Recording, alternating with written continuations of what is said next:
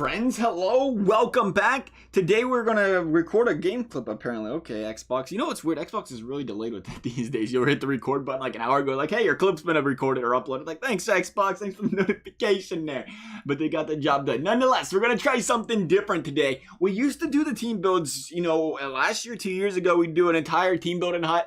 We're gonna switch over to doing line builds. We're gonna do line builds on a budget. 100K, we can, try another 250 million, whatever you want to go down those routes down the road here. Love to hear you guys' thoughts on it, if we should continue it and go through them. Just kind of our idea of what I think is a pretty solid line to put on your team here, whether, again, you want it to be your first line, second, third, fourth, wherever it budgets for you there. Good players to add, try to help you out. Help you guys out, I should say, the best we can here. But nonetheless, here's our line today for our 100K line. We're talking first line on forward or first line, a line in general. Forward line, D pair, all 5 players. Starting over here with Nathan MacKinnon. I have loved every bit of Nathan MacKinnon so far this year. The 88 speed, the decent shot. The accuracy is better than the power, but that's all right. He's got the average to above average accuracy there. The 88 speed's huge for me, and I always feel like he plays really well on the ice here, and he's a guy that runs you, right around about 27K right now. Still a steal for the talent this man brings to the team. Then we go to Tyler Seguin at center. Like in Seguin, I know the speed's a little bit slower, game about speed, but the shot isn't. An 89 accuracy, 80 power, and depending on how you play your offense, you got that center lining up in the slot for you there, walking in on the slot, whatever. Tyler Seguin could be that man for you right there and do a pretty good job of it. Now, the 79 faceoff draws, I know that's going to stick out a little bit, but do keep in mind, a lot of guys, since especially we're on a budget here, a lot of guys will go out and, have similar faceoff ratings. You have the studs in the league,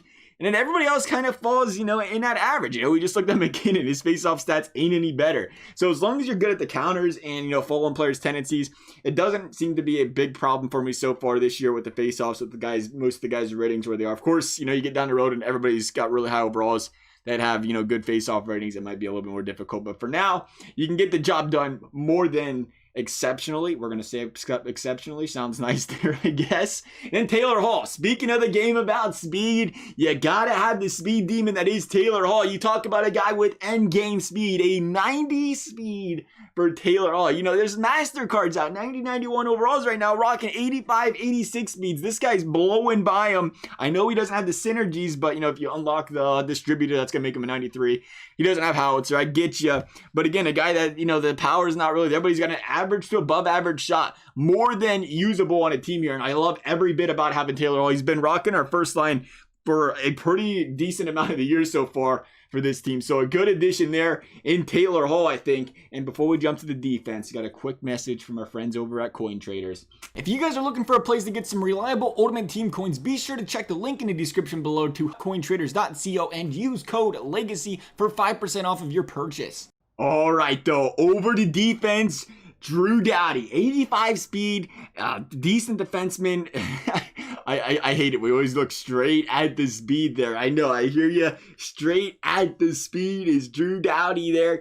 But we're looking at Drew Doughty. I like it. I like the price. I always feel like he's in a very friendly range there as well. You got to remember, as far as, we talk about the speed so much because, at 80, in this game, speed's so important, especially for the defenders because it's so much easier to get turned around and whatnot. And, some of the higher overalls, like the John Carlsons of the world, 87 when he's an 89. So I think you're in a really good spot there with Drew Doughty to be a player on the team. And then you pair him up with a guy like Erik Karlsson, or you put them on separate lines. Your choice, really. You can build the lineup and then balance the defense out a little bit there. If this was a first line, personally, I'd balance it out. I'd put one on the top line, one on the second line, try to get a little bit of a better balance. Now, if it's, you're talking a third, fourth line, whatever, throw them together if you want to.